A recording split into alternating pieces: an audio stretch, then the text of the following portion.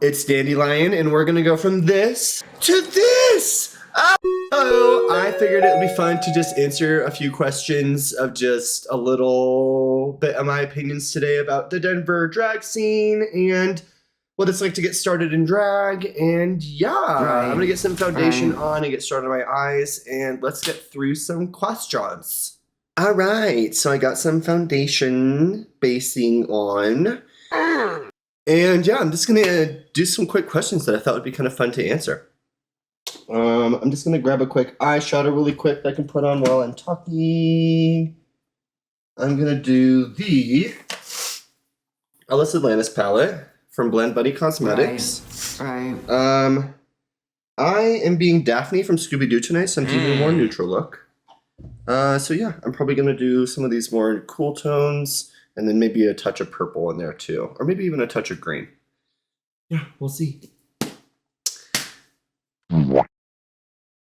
My name is Dandelion. Dandelion has been my name for about 5 years now. Drag name, I should say. Right. I got started in drag. You know, there's a million different definitions of how to say you got started in drag. Some people are like, oh, I wore my mom's heels dressing up. Crossdresser. I would say I got started in drag.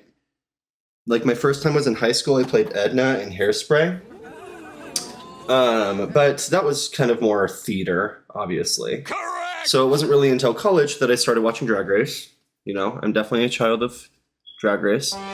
And I just saw everything that I loved about theater and fabulousness and fashion and all that. And I decided it's something that I could be good at. I mean, that's genuinely how it went. Is like every queen kind of watches drag and is like, oh, I could do that. But it just came to a point where I was like, okay, I'm just gonna do it because it just seems so fun. So I started just kind of like practicing in my room in college, just doing my makeup, and then I did a few theater shows just in drag. But nothing really nightlife yet because I wasn't 21 yet. It wasn't until COVID that I really kind of decided to go full-fledged, you know what I mean? I used the COVID money to basically fund my entire drag closet at the time. It was a lot of Shein, it was a lot of cheap makeup, but I just used that money to fund my drag. That's kind of how I got started in just going out once we are starting to allow it to be going out. And I just started to go out and drag. Before my name was Dandelion, my name was Paige Turner. And then it was Tailor Made.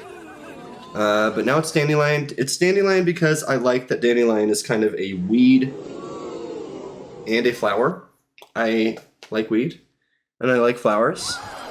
And I like that it kind of has a more androgynous name or term to it, or feel to it. It's kind of more of like a show name, like it's just like a single name, if that makes sense. I just like that it was kind of simple but unique. Right. Dandelion, I kind of am definitely inspired by more vintagey looks. I'm not like trying to go for something. It's just things that I definitely like the most. You know what I mean? So yeah, now here we are, 5 years later, or 4.5 years later, and I have been working in Denver for the 4.5 years. I like to do a lot of comedy mixes. I like to do, the classic sort of drag situation where you look gorgeous, but you are kind of a little more campy in your mixes. Correct! I definitely will say recently, I've been trying to get a little more sexified just because I like it.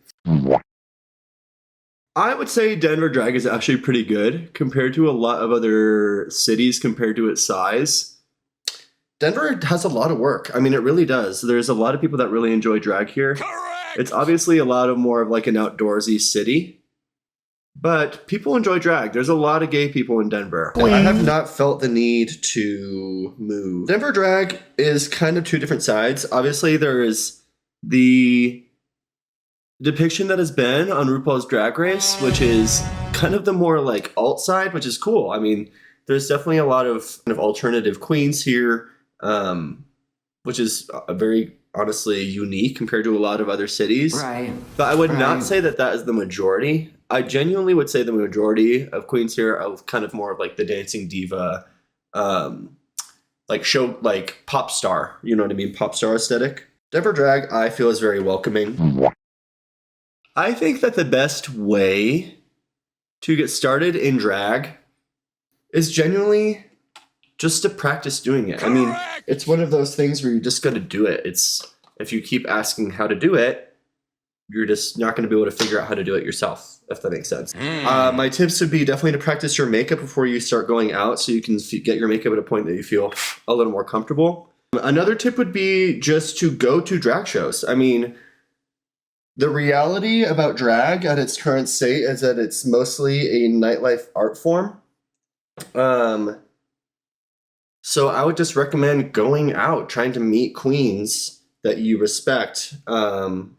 Introduce yourself, go and drag, be complimentary, don't be fake, say, you know, just be kind of a friend, if that makes sense. Right. I think that just making yourself known is the biggest way to get started in drag. And the only difference between us and the girls that are doing it, have been doing it for 20 years, is that they just haven't quit. You know what I mean? Another tip would be just to do the drag that you like, you know? I was really nervous when I first started doing drag that I was just going to be someone that started and quit just within a couple of, like, within a year or so. I would say that Creme Fatale was a big inspiration in just doing things that you personally enjoy, and then you will outlast people, because a lot of people do quit within a year or two.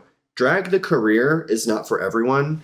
You can do drag and go out and drag. That's so fun. But doing drag as a career it's a form of performance art and visual art. So it's just kind of getting comfortable with that. I would say if you pull from references that you personally enjoy, you try to look like people that you personally think are pretty, you do mixes of songs that you really enjoy, that's when the audience will sense that you're having fun the most.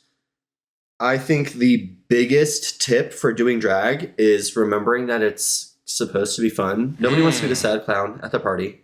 So I think just kind of lighten up in most cases and realize that this is something that, people weren't able to do, 50 years ago, less than 50 years ago, legally. And that the point of a drag queen is that we're supposed to be the life of the party. Correct. We're supposed to be kind of the host. We're supposed to be bringing the vibe. So my favorite kind of drag queen is one that goes around and introduces herself to every single guest at the bar. Make sure that they're having a good time. Not necessarily like a waiter, but like a host. I like queens that are fun-loving, that are constantly having a good time, and queens that enjoy their own drag. I think queens that love drag are the queens that are my favorite drag queens. Some of my favorite Denver drag queens are definitely some of the girls in the House of Misdemeanor. I love Zara Misdemeanor. I love America J Misdemeanor. They're just such a talented family. The Stax family is also very well known here. Andrea is just so cool. She's such a good performer.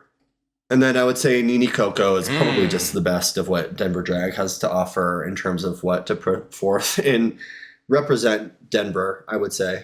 In terms of my favorite Rue girls or, more famous queens, my favorite Rue girls would definitely be probably like Bob, Alaska, Naomi Smalls.